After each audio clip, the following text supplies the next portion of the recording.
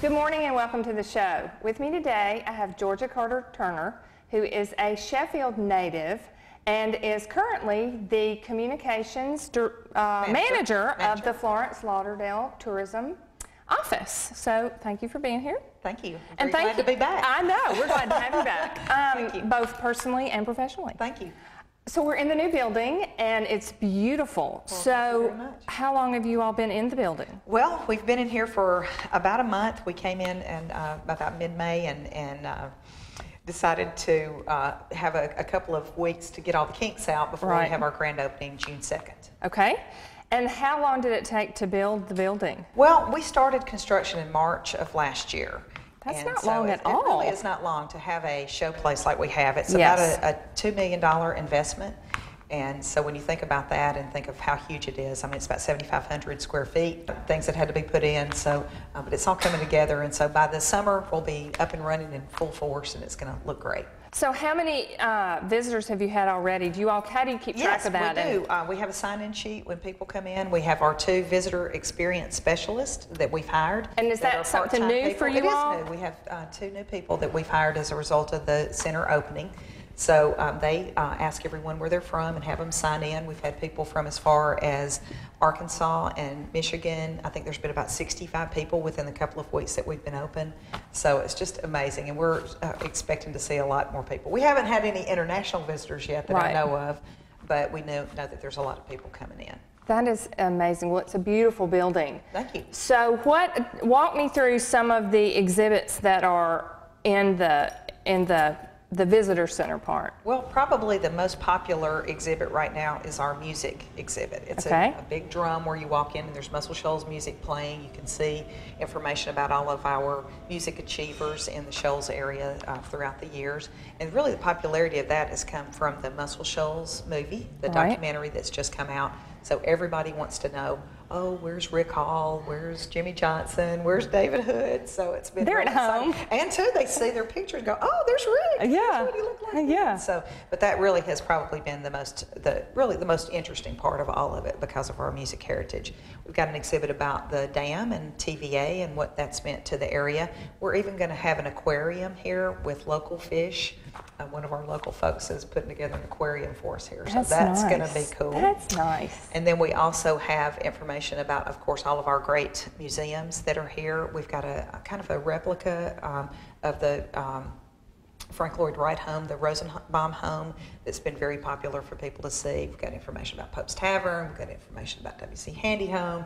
We've got information about the Indian Mound, Tom's Wall, a lot of our Native American heritage. Then you go into the fashion section where you have information about Billy Reed, about Natalie Shannon. You've got information about UNA and the Harlan Hill Trophy. The actual Harlan Hill Trophy is here in our visitor center. We're so excited. That's great. But just a little bit of everything. And then we really try, when people come in, our visitor experience specialist kind of caters to what they're looking for. We say, what are you interested in? Right now it is a lot of the Muscle Shoals documentary and what people are wanting to find out about the music, where they go to fame and where they can, what about Sam Phillips? What about all these different activities like that? So we try to cater, but then we have a whole wall just of brochures and information. Then we also have some videos that show exactly what there is to see and do. And is it interactive? Do you have any interactive? We're working right now on getting our iPads together. We'll have information about camping and outdoor activities, what there is to do and see for families, what there is to do and see as far as the calendar of events goes. Because if somebody's here for a weekend, they might want to know what's happening during May Days or what's happening during the the different. And they can just look for it themselves and kind of tailor it to what they want to do. We're going to have a couple of. I keep saying we're going to have. Because you can probably imagine technology kind of goes a little bit slow. Getting the kinks out. But we are going to have a couple of monitors and computers for people to be able to check their email if they want to, or to email back to people and tell them what a great time they're having. Yes, and send photos, send photos, exactly. And tweets. So, but there is a lot of that. And too, in the music section, you'll be able to hear Alabama music playing. It's just really exciting, Mary Marshall, I'm telling you. It's going to be gorgeous once it's all done. It's gorgeous now. It's already pretty, but it's gorgeous. really going to be even more beautiful after it's all ready. And do we have, do you have I know when I was coming in, there people very nice work people scurrying around outside. Do you have an expected, hopefully, completion date, maybe by the opening? We do. Good. We do. June 2nd is our grand opening, so we'll definitely have everything done by then. I think apparently the sod and all of that good kind of thing that makes it so It's pretty. amazing how that happens. You have dirt one minute, and then miraculously they back up, and then whoa, you have a beautiful lawn. And there's going to be some native plants around. We've got a local company that we're working with that's having the native plants, and then there's also our beautiful trees and the birds. We have a couple of bird and the nests river here. and we didn't even talk about our location in know. McFarland Park. I mean, it's just a beautiful, beautiful location. But what's also exciting is we have a lot of fishing tournaments and activities and everything that are going to be going on in McFarland Park over the summertime. So it's perfect timing. Handy. Perfect timing for a lot of the groups to be coming in. And right now we only have Monday through Friday hours, but after June 1st, we'll also be opening on the weekends. Your summer hours? Our summer hours. That's nice. Yeah. So right now we're just Monday through Friday, but once we get a little bit more, with more tourists coming in, more people coming in here. And then Handy Fest is in July, so you all will be fully functioning at that point. So that'll be handy. The Spirit of Freedom. The Spirit of Freedom Festival too. The 4th of July. So you have to think of all of the kind of McFarland Park based activities that are going on this summer. So it's just going to be perfect for people to come in here. I'm going to have to be nice to y'all so I can get a good parking spot and a nice seat at these events. To me, the funniest story of all, though, is since we're right here at where the campground is. Right. A couple came in even before we were open the week that we were moving in, and they came in. Of course, we opened the door for them. We said, "Come in. We're not officially open, but come on in."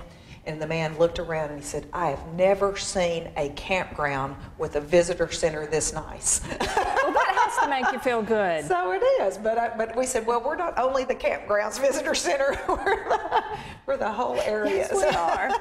That's great. So yeah, that's great. It's really been exciting so far, and to see so many people coming in to find out information just about all of our great attractions. I just talked with Tom Hendricks over the last couple of days, and he said that he had 150 people over the weekend. Now remind me and our viewers who Tom Hendricks is. Tom Hendricks is the gentleman who has created a wonderful tribute to his great-great-grandmother, who was a Native American. It's probably one of the only known people who was banished during the Trail of Tears and walked back from Oklahoma back to Florence, Alabama to live her life. And he's created a beautiful, beautiful wall right off the Natchez Trace Parkway to commemorate her life.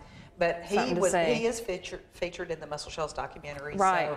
So he said that they had 150 people over the weekend come into there. That is just. So those are the kind of attractions that we want to tell people about, and to tell them how how much there is to do and see here. There is so much to do and see here. So if somebody wants to find out more information about what there is to see and do here, how do they go about that? Well, if they're on the web or have internet access, they can go to visitflorenceal.com. Okay. But we are located here at our visitor center Monday through Friday right now, 9 to 5 at 200 Jim Spain Drive. Okay. If anyone wants to put it in their GPS, they can come see it. We really like, for the local community, they're going to be so excited. It's such a show place. And then, of course, bring your friends and neighbors. And tell all your everybody friends that you know to come down here. Well, great. Well, thank you for all that information. I appreciate it, and we'll be right back.